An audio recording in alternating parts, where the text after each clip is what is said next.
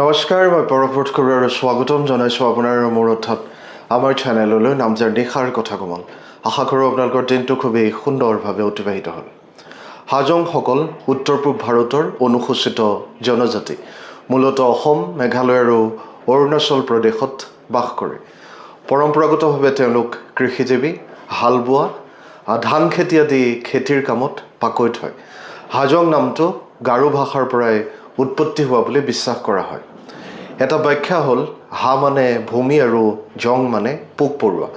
নামটোৱে খেতি আৰু মাটিৰ লগত তেওঁলোকৰ ঘনিষ্ঠ সম্পৰ্ক প্ৰতিফলিত কৰে। মেঘালয়ৰ পশ্চিম গাৰো পাহাৰৰ সমভূমি অঞ্চলত বহুতো হাজং লোক বাস কৰে, য'ত তেওঁলোকক বাৰো হাজাৰী বুলিও কোৱা হয়। ইয়াৰ উপৰিও পূব আৰু পশ্চিম খাচী পাহাৰৰ লগতে অসমৰ কেইবাখনো জিলাত গোৱালপাৰা, দৰং, চিৰাং, কামৰূপ, শোণিতপুৰ, নগাঁও, লখিমপুৰ, তিনিচুকীয়া, কাৰ্বি আংলং, ডিমা হাছাও আদি জিলাত বাস কৰে। পৰম্পৰা অনুসৰি হাজংসকলে প্ৰথমে অসমৰ কামৰূপ জিলাৰ হাজো অঞ্চলত বাস কৰিছিল। তেওঁলোকৰ জনসংখ্যা বৃদ্ধি হোৱাৰ লগে লগে আৰু খেতি কৰিব পৰা মাটিৰ অভাৱ হোৱাৰ লগে লগে তেওঁলোকে উন্নত কৃষিভূমিৰ সন্ধানত উত্তৰ পূব ভাৰতৰ আন আন ঠাইলৈ প্ৰব্ৰজন কৰে।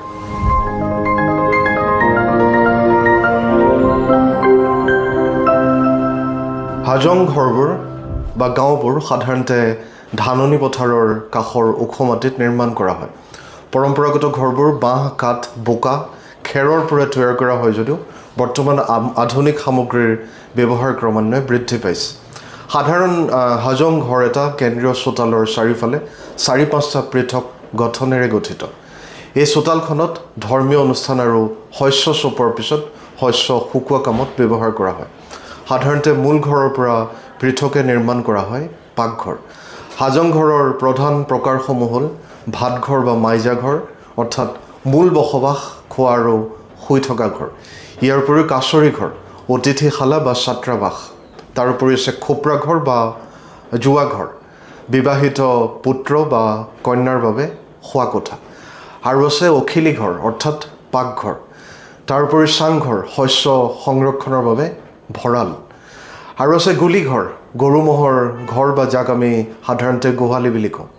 আৰু আছে ঠাকুৰ ঘৰ, দৈনিক পূজাৰ বাবে প্ৰাৰ্থনা কক্ষ। ভাত হাজংসকলৰ প্ৰধান খাদ্য আৰু সাধাৰণতে শাক পাচলি আৰু মাছৰ লগত খায়।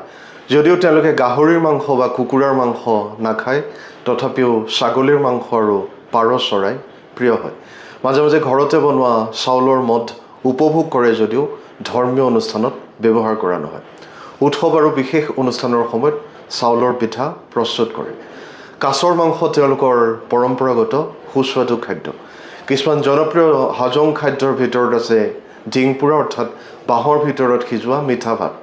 তাৰোপৰি আছে বুকনি ভাত, যি হৈছে ফাৰ্মেণ্টেড ৰাইচ। আৰু আছে বিচি ভাত, ভাপত দিয়া আঠাযুক্ত মিঠা চাউল। আৰু আছে লিবাহক, চাউলৰ আটাৰ ব্যঞ্জন। তাৰোপৰি আছে পুতম, কলৰ পাতত ভাপত দিয়া সৰু মাছ। আৰু আছে খাৰ পানী, শুকান মাছ আৰু চ'দাৰ লগত সিজোৱা শাক পাচলি। তাৰোপৰি আছে টোপোলা ভাত, কলপাতত সিজোৱা ভাত। আৰু আছে চুন চাহাক, অতিথিসকলক পৰিৱেশন কৰা বিশেষ শাক পাচলিৰ ব্যঞ্জন। আৰু আছে চুন গাহাক, বাঁহৰ ভিতৰত ৰন্ধা এবিধ খাদ্য। হাজং লোকসকলে পৰম্পৰাগতভাৱে প্ৰকৃতিক পূজা কৰে আৰু প্ৰকৃতিৰ সকলো উপাদানতে ঐশ্বৰিক শক্তিৰ অস্তিত্ব আছে বুলি বিশ্বাস কৰে। যদিও বেছিভাগ হাজং লোকে হিন্দু ধৰ্ম অনুসৰণ কৰে, তথাপিও তেওঁলোকে নিজৰ পৰম্পৰাগত জনজাতীয় ধৰ্ম পালন কৰি আছে। তেওঁলোকৰ প্ৰধান দেৱতা বাস্তুদেৱ, যিজনক প্ৰতি বছৰে বহাগৰ সময়ত গাঁওবাসীয়ে যৌথভাৱে কৰা বাস্তু পূজাৰ জৰিয়তে পূজা কৰে। পবিত্ৰ পূজাস্থলীক বিষশালী বুলি কোৱা হয়। বাস্তুদেৱৰ সমান্তৰালকৈ হাজংসকলে কামাখ্যা, লক্ষ্মী, পাবানী, চৰাবৰী, আন্দহুৰা, বৰদেউ, ক্ষেত্ৰদেউ, যাত্ৰদেউকে ধৰি আন কেইবাগৰাকী দেৱতাক পূজা কৰে। পৰম্পৰাগতভাৱে অনুষ্ঠানৰ সময়ত বিভিন্ন দেৱতাক পশু বলি আৰু ঘৰতে বনোৱা সুৰা আগবঢ়োৱা হৈছিল। আজি সাধাৰণতে আন জীৱ জন্তুৰ ঠাইত ছাগলী বলি দিয়া হয়। বহুতো পৰিৱৰ্তন হৈছে যদিও হাজং সমাজত প্ৰসৱৰ পূৰ্বে মাতৃৰ বাবে শোৱাঘৰ বা জাতক ঘৰ নামৰ অস্থায়ী জুপুৰি এটা নিৰ্মাণ কৰা হয়। প্ৰসৱৰ সময়ত কেৱল ধাত্ৰী মাতৃৰ লগত থাকে। জন্মৰ পিছত মাতৃয়ে অকলশৰে সময় কটায়। ল'ৰা সন্তানৰ বাবে 7 দিন আৰু ছোৱালী সন্তানৰ বাবে 5 দিন। এই নিৰ্দিষ্ট দিনত কেঁচুৱাৰ চুলি এটা নিৰ্দিষ্ট দিনত কেঁচুৱাৰ চুলি খুৰোৱা হয় আৰু এজন পুৰোহিতে মন্ত্ৰ জপ কৰি পবিত্ৰ পানী ছটিয়াই শুদ্ধিকৰণ অনুষ্ঠান কৰে।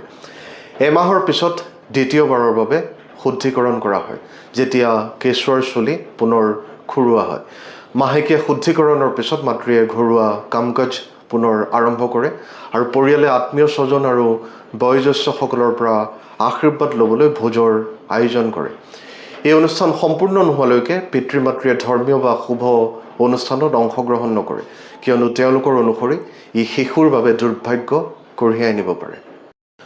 হাজং ভাষা ভাৰত-আৰ্য ভাষা, যাৰ সম্ভাৱ্য তিব্বত বৰ্মন প্ৰভাৱ আছে। মুঠতে ভাষাটো অসমীয়া আৰু বাংলা ভাষাৰ মিশ্ৰণ হয়। কোনো পণ্ডিতে ইয়াক অসমীয়াৰ উপভাষা বুলি গণ্য কৰাৰ বিপৰীতে আন কোনোৱে ইয়াক অসমীয়াৰ কামৰূপী উপভাষাৰ এটা শাখা বুলি বিশ্বাস কৰে। হাজং পণ্ডিত ৰতন কুমাৰ ৰায় হাজঙৰ অনুসৰি এসময়ত এই সম্প্ৰদায়ৰ নিজস্ব সুকীয়া ভাষা আছিল যদিও সময়ৰ লগে লগে আৰু লাহে লাহে সেই ভাষা নাইকিয়া হ'ল। হাজং লোকসকলে ৰঙা, নীলা, সেউজীয়া, ক'লা, গোলাপী তথা হালধীয়া ৰঙৰ ৰঙীন পৰম্পৰাগত কাপোৰ পিন্ধে। মহিলাসকলে কঁকালৰ পৰা গৰুহালৈকে শৰীৰটো ঢাকি ৰাখি কঁকালত মেখেলাৰ দৰে মেৰিয়াই লোৱা হাতেৰে বোৱা ৰেখাযুক্ত কাপোৰ, পাটিন বা ৰঙা পাটিন পিন্ধে। তেওঁলোকে শৰীৰৰ ওপৰৰ অংশটো পাছৰা এগ্ৰণ নামৰ বোৱা কপাহী স্কাৰ্ফৰে ঢাকি ৰাখে, যিটো প্ৰায় ফুলৰ ডিজাইনেৰে সজাই তোলা হয়। উৎসৱৰ সময়ত কামৰ বন্ধা পিন্ধে।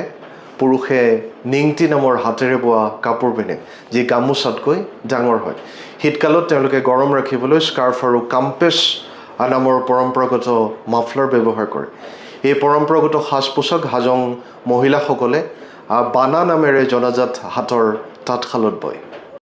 হাজং সমাজত পৰম্পৰাগত অলংকাৰ প্ৰধানকৈ মহিলাই পৰিধান কৰে, আনহাতে পুৰুষে সাধাৰণতে অলংকাৰ পৰিধান নকৰে। হাজং মহিলাসকলে আধুনিক ডিজাইনতকৈ নিজৰ পৰম্পৰাগত গহনাক বেছি পচন্দ কৰে। কিছুমান গুৰুত্বপূৰ্ণ পৰম্পৰাগত অলংকাৰ হ'ল কাটা বাজু, যি হৈছে ৰূপৰ আৰ্মলেট। ইয়াৰ উপৰিও হৈছে বাঘ, ই এক প্ৰকাৰ ৰূপৰ হয় আৰু গধুৰ হয়, যাক ভৰিৰ গৰুহাত পিন্ধা হয়। আৰু আছে হাৰচাৰা, যি হৈছে 3 শাৰীৰ ৰূপৰ হাৰ। ইয়াৰ উপৰি আছে গুঞ্জাৰ, গধুৰ ৰূপৰ ভৰিত পিন্ধে, যি এক শব্দ উৎপন্ন কৰে। তাৰ উপৰি আছে কাইৰো, ই হৈছে সোণৰ প্লেটিং থকা পিতলৰ কাণফুলি। তাৰ উপৰি আছে নল, ৰূপৰ নাকৰ আঙুঠি। আৰু আছে কাণফুল বা ৰূপৰ কাণফুল। এই অলংকাৰসমূহ হাজং সংস্কৃতি আৰু পৰম্পৰাগত সাজ পোছাকৰ এক গুৰুত্বপূৰ্ণ অংশ হয়। হাজংসকলে পৰম্পৰাগতভাৱে নিজৰ সম্প্ৰদায়ৰ ভিতৰত বিবাহ পাশত আবদ্ধ হয় আৰু জনগোষ্ঠীৰ বাহিৰত বিয়া সাধাৰণতে নিৰুৎসাহিত কৰা হৈছিল। খালতী নামৰ এটা পৰম্পৰাগত প্ৰথাত দৰাৰ পৰিয়ালে কইনাৰ পিতৃ মাতৃক কইনাৰ মূল্য দিয়াটো জড়িত আছিল। আজি এই প্ৰথা বহু পৰিমাণে সলনি হৈছে। কইনাৰ পৰিয়ালে প্ৰায় দৰাক উপহাৰ বা সহায় আগবঢ়ায়। হাজং সম্প্ৰদায়ে 4 প্ৰকাৰৰ বিবাহক স্বীকৃতি দিয়ে। শুভ বিবাহ, যিটো বিবাহৰ আটাইতকৈ সন্মানীয় আৰু পৰম্পৰাগত ৰূপ। ইয়াৰ উপৰি আছে সাংগা বা হাংগা বিয়া, দৈ পোৰা বিয়া তথা জাংগুই বিয়া। প্ৰতিটো প্ৰকাৰৰ নিজস্ব ৰীতি নীতি আৰু সামাজিক তাৎপৰ্য আছে। হাজং লোকসকলে সাধাৰণতে নিজৰ মৃতদেহ দাহ কৰে যদিও কিছুমান ক্ষেত্ৰত সমাধিস্থ কৰা হয়। সম্প্ৰদায়ৰ সদস্যসকলে অন্ত্যেষ্টিক্ৰিয়াত সহায় কৰে আৰু প্ৰতিটো পৰিয়ালে পৰম্পৰাগতভাৱে খৰি বৰঙণি আগবঢ়ায়। অন্ত্যেষ্টিক্ৰিয়াৰ পিছত উপস্থিত থকাসকলে শুদ্ধিকৰণৰ বাবে গা ধুৱে। পৰিয়ালটোৱে প্ৰথম দিনাই ভোকত থাকি কেইবাদিনো সাধাৰণ নিৰামিষ খাদ্য খাই শোক পালন কৰে। স্থানীয় ৰীতি নীতি অনুসৰি শোকৰ সময় 10ৰ পৰা 12 দিনলৈকে থাকে। শোককালৰ শেষত পৰিয়ালৰ লোকে ব্ৰাহ্মণ বা সম্প্ৰদায়ৰ পুৰোহিতৰ নেতৃত্বত ঘাট কামনি অৰ্থাৎ মূৰ খুৰোৱা আৰু শুদ্ধিকৰণৰ বাবে শ্ৰাদ্ধ কৰে। প্ৰাৰ্থনা, সত্যনাৰায়ণ পূজা, ভক্তিগীত, সামূহিক ভোজ আদিও অনুষ্ঠিত হয়। হাজং লোকসকলে পূৰ্ণজন্মত বিশ্বাস কৰে আৰু এই অনুষ্ঠানসমূহ কৰি বিদায়ী আত্মাৰ শান্তিপূৰ্ণ যাত্ৰাৰ বাবে প্ৰাৰ্থনা কৰে। যদি লোকশিল্পৰ কথা কওঁ, হাজং লোকশিল্পৰ ভিতৰত চাউলৰ পেষ্ট, সেন্দুৰ আৰু কাজল ব্যৱহাৰ কৰে। চিত্ৰসমূহত সূৰ্য, চন্দ্ৰ, তৰা, চৰাই, নাও, পালংকিন আদিৰ প্ৰতীক দেখা যায়। আন এক পৰম্পৰাগত কলা হ'ল কাগজ কটা, য'ত বিবাহ অনুষ্ঠান আৰু উৎসৱৰ সময়ত দুৱাৰ আৰু কলৰ গছত সুন্দৰকৈ ডিজাইন কৰা কাগজৰ সজ্জা প্ৰদৰ্শন কৰা হয়। হাজং লোকসকলৰ লোকসংগীতৰ চহকী পৰম্পৰা আছে আৰু বিভিন্ন ধৰণৰ পৰম্পৰাগত বাদ্যযন্ত্ৰ ব্যৱহাৰ কৰে, যেনে ঢোলক। লোকগীত, নৃত্য, সামাজিক উৎসৱৰ সময়ত ব্যৱহাৰ কৰা কাঠৰ ঢোল। ইয়াৰ উপৰি আছে খোল, মূলতঃ ধৰ্মীয় অনুষ্ঠান আৰু ভক্তিমূলক গীতৰ সময়ত বজোৱা মাটিৰ ঢোল হয়। তাৰ উপৰি আছে ৰাসমণ্ডল, শুকান লাওৰ পৰা তৈয়াৰ কৰা এটা ডাঙৰ বাদ্যযন্ত্ৰ। দোতৰা, কাঠেৰে নিৰ্মিত পৰম্পৰাগত তাঁৰ বাদ্যযন্ত্ৰ। ইয়াৰ উপৰি আছে বংশী, যি হৈছে এবিধ বাঁহৰ বাঁহী। তাৰ উপৰি আছে গুবোৱা, যাক আমি কওঁ গগনা, বাঁহৰ বতাহৰ বাদ্যযন্ত্ৰ। হাজং উৎসৱ, লোক পৰিৱেশন, ধৰ্মীয় উদযাপনত এই বাদ্যযন্ত্ৰই গুৰুত্বপূৰ্ণ ভূমিকা পালন কৰে। হাজং লোকসকলে বহু পৰম্পৰাগত কৃষি আৰু ধৰ্মীয় উৎসৱৰ লগতে হিন্দু উৎসৱ যেনে দুৰ্গা পূজা, কালী পূজা, লক্ষ্মী পূজা, কামাখ্যা পূজা, কাতি পূজা আদি সুন্দৰকৈ পালন কৰে। কিছুমান গুৰুত্বপূৰ্ণ হাজং উৎসৱ হ'ল বাস্তু পূজা। ৰোগ, প্ৰাকৃতিক দুৰ্যোগ, অশুভৰ পৰা ৰক্ষা পাবলৈ পৃথিৱী মাতৃ বা বাস্তুদেৱক উৎসৰ্গিত আটাইতকৈ গুৰুত্বপূৰ্ণ পৰম্পৰাগত উৎসৱ। ইয়াক এগৰাকী পৰম্পৰাগত পুৰোহিতে কৰে আৰু পশু বলিদান বা বলি এই অনুষ্ঠানৰ অংশ হয়। তাৰ উপৰি আছে চোৰ খেলা বা চোৰ মাগা, অসম আৰু মেঘালয়ৰ জনপ্ৰিয় শস্য চপোৱা উৎসৱ। যুৱক যুৱতীসকলে ঘৰলৈ গৈ লোকগীত গাই, সংগীত বজাই ভাত বা টকা লাভ কৰে। এই উৎসৱৰ জৰিয়তে যুৱক যুৱতীসকলে সম্ভাৱ্য বিবাহ সংগী লগ পোৱাৰ সুযোগ লাভ কৰে। ইয়াৰ উপৰি আছে বিশ্ব হাজং বাৰিষাৰ পূৰ্বে শস্য চপোৱা উৎসৱ। প্ৰাৰ্থনা, সংগীত আৰু সম্প্ৰদায়ৰ সমাৱেশেৰে উদযাপন কৰা হয়। ইয়াৰ উপৰি আছে লেৱা টানা বিহু, এক পৰম্পৰাগত যুৱ উৎসৱ য'ত অবিবাহিত ল'ৰা ছোৱালীয়ে ৰঙীন পৰম্পৰাগত সাজ পোছাক পৰিধান কৰি একেলগে গান গাই নৃত্য কৰে। এই অভিনয়ৰ জৰিয়তে প্ৰায় বন্ধুত্ব আৰু সম্পৰ্ক গঢ় লৈ উঠে, কেতিয়াবা বিবাহৰ সূচনা হয়। এই উৎসৱবোৰে হাজং জনগোষ্ঠীৰ কৃষি, প্ৰকৃতি, সামূহিক জীৱন, সাংস্কৃতিক পৰম্পৰাৰ সৈতে ঘনিষ্ঠ সম্পৰ্ক সুন্দৰকৈ প্ৰতিফলিত কৰে। হাজংসকল হৈছে এক চহকী সাংস্কৃতিক ঐতিহ্যৰে সজীৱ জনজাতীয় সম্প্ৰদায়। লেৱাটানা, ঝাখামাৰা, বাস্তু নৃত্য, পাৱনী নৃত্য, গোপিনী নৃত্য, গীতালু নৃত্য, কাটি গাহেন, টেঙেলা নৃত্য আদি বহু পৰম্পৰাগত লোকগীত আৰু নৃত্য তেওঁলোকৰ আছে। এই অনুষ্ঠানসমূহ তেওঁলোকৰ কৃষিজীৱন, উৎসৱ, সামাজিক পৰম্পৰাৰ সৈতে ওতঃপ্ৰোতভাৱে জড়িত হয়। সকলো সংস্কৃতিৰ দৰে হাজং সংস্কৃতিও সময়ৰ লগে লগে বিকশিত হৈছে। আধুনিক প্ৰভাৱে তেওঁলোকৰ জীৱনশৈলীত পৰিৱৰ্তন আনিছে যদিও হাজং জনগোষ্ঠীয়ে নিজৰ অনন্য ৰীতি নীতি, পৰম্পৰা আৰু সাংস্কৃতিক পৰিচয় সংৰক্ষণ আৰু উদযাপন কৰি আহিছে আৰু কৰি যাব। এই কথাৰে আজিৰ এই খণ্ডটো সামৰিছোঁ। আশা কৰোঁ আপোনালোকে আদৰি ল'ব, লগতে আপোনালোকৰ মতামত আগবঢ়াব আৰু চেনেলটো নিশ্চয়কৈ ছাবস্ক্ৰাইব আৰু ফ'ল' কৰিব। পুনৰ লগ পাম এক নতুন আৰু আকৰ্ষণীয় বিষয়ৰ সৈতে। ভগৱানে আপোনালোক সকলোৰে মংগল কৰক। আজিলৈ আহোঁ। শুভৰাত্ৰি। ধন্যবাদ।